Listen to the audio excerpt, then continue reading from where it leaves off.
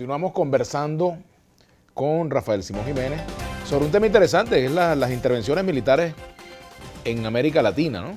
Sí. Y tú hablabas ya de Estados Unidos en el siglo XX y todo Claro. lo que fue la conquista de territorios en Filipinas, etcétera, y bueno, por supuesto, lo ocurrido en América Latina. Se inicia, digamos, vamos a decir, con la guerra norteamericana contra España, ¿no? En ese momento, por cierto, Cuba está a punto de adquirir su independencia, incluso se había hablado ya de un estatus progresivo de independencia, y Estados Unidos se decide a intervenir, ¿no? Fabrica un casus belli allá con un acorazado que estaba anclado en la bahía de La Habana y que aparece una bomba afectándolo y se declara la guerra, una guerra absolutamente asimétrica porque Estados Unidos ya era una potencia incluso naval, la famosa batalla donde el almirante Cervera, que era el jefe de la flota española, bueno, peleaba con barcos de vapor y todavía mientras que los Estados Unidos ya tenía acorazados y tenía barcos de gran calaje. Eso le va a dar que el dominio de Puerto Rico, que pasa a ser dominio norteamericano, luego bajo el estatus de Estado Libre Asociado, y a Cuba le imponen un estatus especial, que es la llamada enmienda Platt, que le da derecho a los Estados Unidos a intervenir en Cuba cuando lo considerara necesario. Y a partir de allí se abre, digamos, una etapa que va a cubrir los años 40, 50 y 60, sobre todo aplicando la teoría o la doctrina de las fronteras móviles, porque entonces, donde quiera que fuera la United Fruit, que era lo que manejaba todo el negocio centroamericano del banano y de la caña, de todos esos cultivos, o fuera la Standard Oil, que era la gran industria, digamos, del petróleo, pues ahí iban los Estados Unidos en protección de sus intereses. Y por supuesto eso dio lugar, las más notorias son la intervención en Guatemala para derrocar a Arben. Y luego el apoyo que Estados Unidos le da en la política de la Guerra Fría y sobre todo en la etapa de la contención que se abre al principio y de la lucha contra el comunismo a todas las dictaduras militares que hay en América Latina. Eso le va a costar, por cierto, una gran antipatía. Y el final de esa etapa, cuando Estados Unidos está empezando a reformular esa política y cuando se va a producir la transición de Eisenhower a Kennedy, entonces se produce un acontecimiento que va a cambiar la realidad de América Latina y casi del mundo, es decir, la Revolución Cubana, que entonces insurge, digamos, y que al principio contamina a una América Latina que tenía sobradas razones de enemistad con los Estados Unidos. Acuérdate lo que fue la visita de Nixon a Caracas, por lo menos en 58, donde Nixon, si no corre duro, incluso lo linchan en el Panteón Nacional, trataron de voltear el carro y todo aquello, y hubo hasta amenaza incluso de que la flota norteamericana de Puerto Rico se movilizara hacia Venezuela en protección. Y eso fue el gobierno de Betancur, ¿ya? No, el gobierno de la Arrasada. Era el gobierno todavía provisional. Había caído la dictadura. Pero eso es reflejo, incluso el propio Nixon después lo cuenta en su memoria, de que era el reflejo de todo lo que ha sido el apoyo que Estados Unidos le había dado. No se te olvide que el continente se llenó, esa fue la primera generación de dictaduras militares. Batista, Odrilla, Rojas Pinilla, Chapita, o sea, todos esos apoyados por los Estados Unidos en nombre de la lucha contra el comunismo, ¿no? Entonces viene, ya cuando Cuba llega a la Revolución Cubana, se va a cambiar esa realidad geopolítica, porque la verdad es que tú y yo, que tuvimos militancia marxista jóvenes, sabemos la manipulación. El comunismo, si algo sabe hacer el comunismo, y eso lo estamos viendo incluso aquí, es propaganda. Son excelentes en la propaganda, una manipulación, pero bueno, extraordinaria, de muy buena factura. Entonces, allí se va a producir ese maniqueísmo que todavía contamina el debate político actual en Venezuela, de las intervenciones buenas y de las intervenciones malas.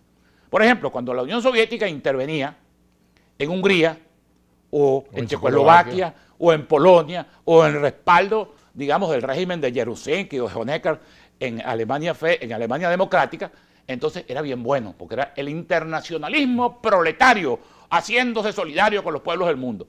Cuando los Estados Unidos intervenían en Vietnam, entonces una guerra imperialista de colonialismo. Fíjate tú que Rusia tuvo, la Unión Soviética todavía, tuvo su Vietnam, que fue Afganistán. Afganistán, claro. Eso era una guerra de liberación nacional que estaba cumpliendo el pueblo ruso en su compromiso con el internacionalismo proletario. Ayer mismo, en el debate que se hizo en el Consejo de Seguridad, donde Rusia objeta cualquier solución militar en Venezuela, el representante americano recuerda: ¿qué autoridad tienen ustedes? Ustedes primero a Crimea, acaban de quitarle una parte a Ucrania. Es decir, es la vieja lucha de las potencias por sus áreas de influencia y por sus áreas de dominación.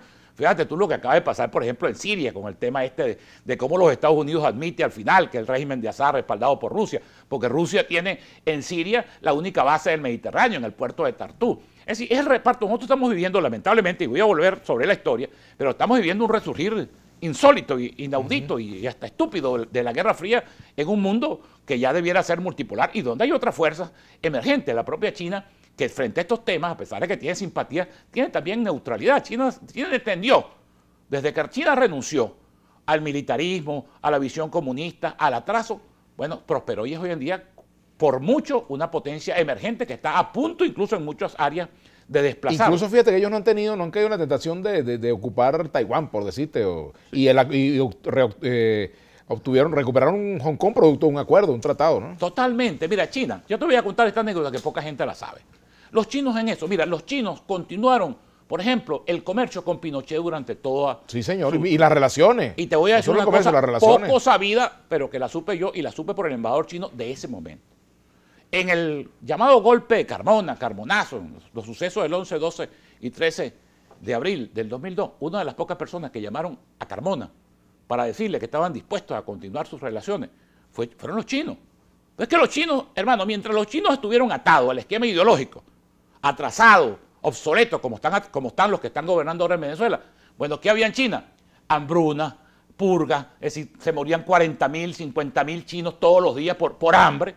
Desde que China renunció a eso y se dio cuenta de sus potencialidades y aceptó el esquema puesto sobre la mesa por Deng Xiaoping de un país, dos sistemas, se abrió al mundo y ejerció desde el punto de vista, digamos, de la potencialidad y de las fuerzas del mercado, China se convirtió en el gran hegemón mundial.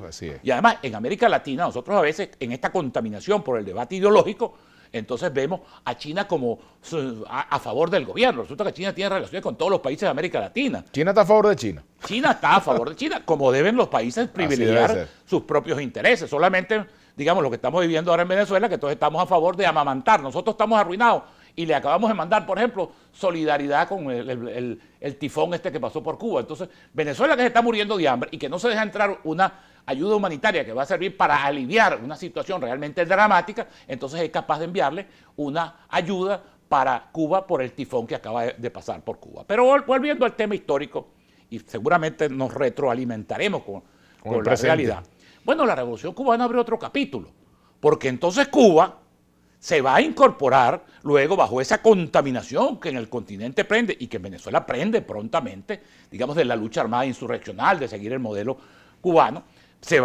El continente entonces va a tener una nueva agresión, pero es la agresión cubana, ¿no? Sí, pero yo quisiera devolverme un poquito a Guatemala, porque es bueno saber qué provocó la invasión en Guatemala, la intervención norteamericana. ¿Qué tipo de gobierno es de Arbenz? ¿Es un gobierno progresista quizás o era un gobierno nacionalista? Tímidamente nacionalista. Solo que Arbenz, por cierto que Arbenz viene a la 10ª conferencia aquí interamericana que se hace Panamericana, que se hace en medio de la dictadura de Pérez Jiménez en el año 54, en el aula magna de la Universidad Central, y allí pronuncia, su canciller Torielo, pronuncia un discurso de alabanza a Bolívar y lo que eran Bolívar. Empieza, vamos a decirlo así, era un gobierno reformista que se propuso ¿qué? Bueno, afectar la propiedad de la tierra. Ahora, ¿de quién era la tierra? De la United Front. Claro, de la United Front. Entonces, ahí vino el conflicto con los Estados Unidos. Y también él tuvo cierto devaneo, comenzó a comprar armamento en Checoslovaquia, en los países socialistas, y eso para los Estados Unidos, te repito, en el plano de la Guerra Fría, donde la confrontación con el comunismo era un tema prioritario, bueno, no perdonaron al gobierno. Vamos a hacer la pausa, Rafael Simón, en esta interesante conversación. Una pregunta que te dejo. ¿Por qué ¿por qué Estados Unidos nunca llegó a intervenir militarmente a Cuba? Solamente lo paró la Guerra Fría, lo paró la Unión Soviética, otros factores incidieron allí. Vamos a hacer la pausa y ya venimos.